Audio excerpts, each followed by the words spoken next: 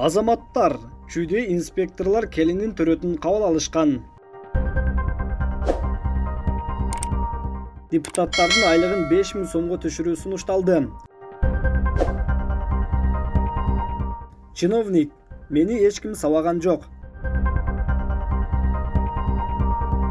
Ымыркайдын сүрөтүн колдонуп акча тапкан шылуундар. Сыймык Жапкеев Аспековдун акча алганбы? Расмий жооп. Көчөлөрдүн бирине депутат Камчыбек Жолдошбаевдин ысымы ыйгарылды. Нарында 3 кап таш кармалды. Курамында эмне бар? Кудай сактады. Бишкектеги балдар ооруканасында терезе кулады. Мелис Аспеков жөнүндө фейк маалыматтар тараган. Комиссия Кайрат Пиринбердиев боюнча чечим чыгарды. Ысык Ата районунун Новопокровка айылында инспекторлор төрөт үйүнө жете албай калган аялдын төрөтүн кабыл алышты. Маалыматка ылайык, 15 январда болжол менен саат 3:00 чамасында эркек киши инспекторлорго кайрылып, жардам сураган. Анткени аялы экөө төрөт үйүнө жете албай калгандыктан аялы унаада толгоосу башталган. Инспекторлор төрөттү өздөрү кабыл алышкан. Төрөт жакшы өттү. Бала денеси сак төрөлдү. Апасы менен баласы ооруканага жеткирилген. Ымыркайдын ата-энеси кубанып, инспекторлорго убагында көрсөткөн жардам үчүн ыраазычылыгын билдиришти, деп билдиришти жол кайгуу кызматынан.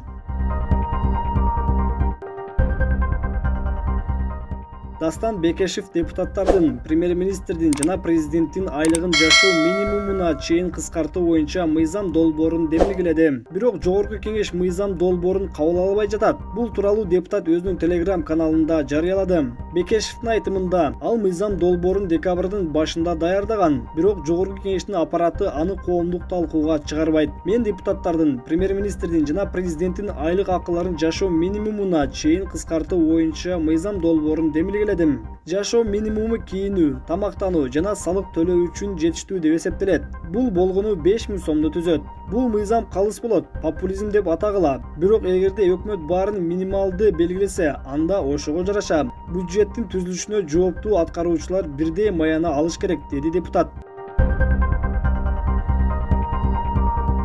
Нарын облусунун Актала районунун администрациясына курал менен кирген жаранга кылмыш иши козголду.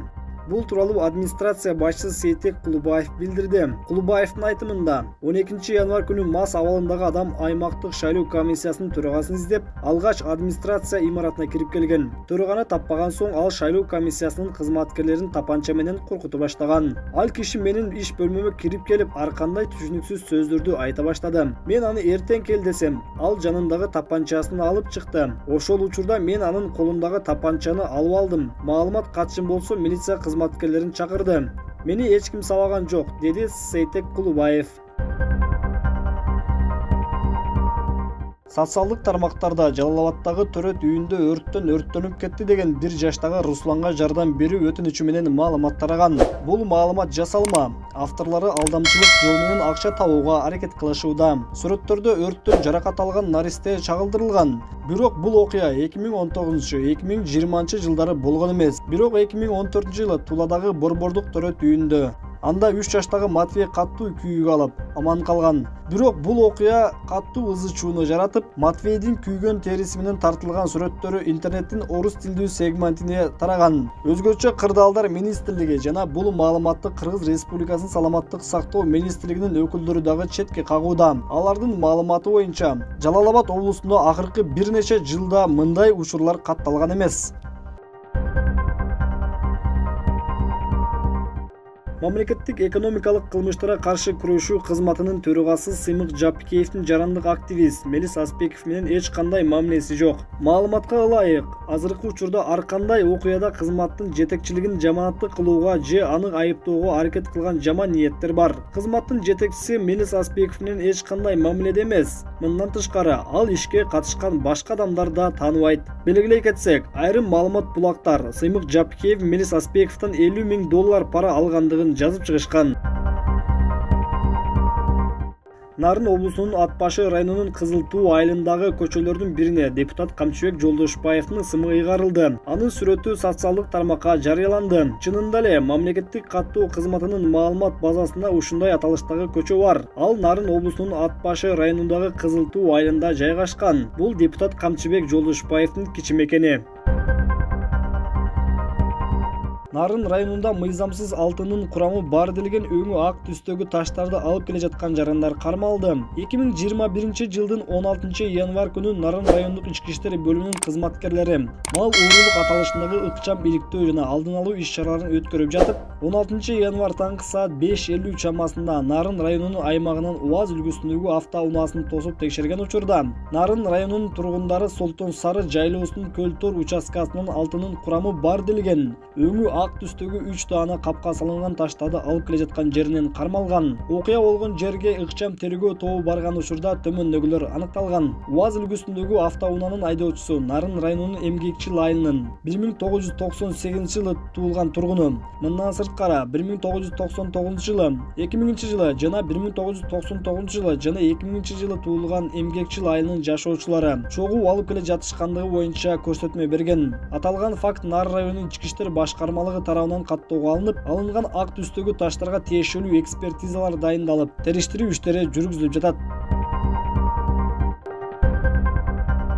Бишкек шаарындагы номер 3 балдар ооруканасында терезе керебеттин үстүнө кулап калды. Бул тууралуу Instagram колдонуучусу билдирди.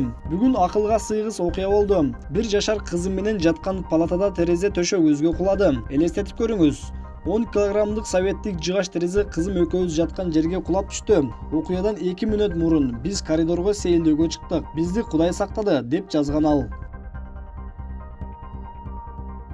Жалпыга маалымдоо каражаттарында жарыяланган Мелис Аспеков Финполдун жетекчиси Сыймык Жапикеевке каршы көрсөтмө берген деген маалымат жалган. Бул тууралуу УКМК билдирди. УКМК атайылап жалган маалыматтарды таратуу Кыргыз Республикасынын мыйзамдарына ылайык кылмыш жоопкерчилигине тартылат деп эскертет. Белгилей кетсек, буга чейин айрым ЖМКлар Мелис Аспеков Кыргыз темир жолу мамлекеттик ишканасынын жетекчилигинин опузалап акча алуу жолу менен алынган акчанын бир бөлүгү каржы полициясынын төрагасы Жапикеевке бердим деп көрсөтмө берген деген жазып чыккан. Мамлекеттик сыйлыктар боюнча комиссия Маданият, маалымат жана туризм министрлигинин сунушун четке какты. Комиссия билдиргендей, кылмыш кодексине ылайык мамлекеттик сыйлыктар, аскердик наамдар, класстык чиндер кызмат абалынан кыянаттык менен пайдаланганда же оор кылмыш жасаган учурда жокко чыгарылат. Кайрат Биримбердиевди Кыргыз Республикасынын эмгек сиңирген артисти наамынан ажыратууга негиз жок.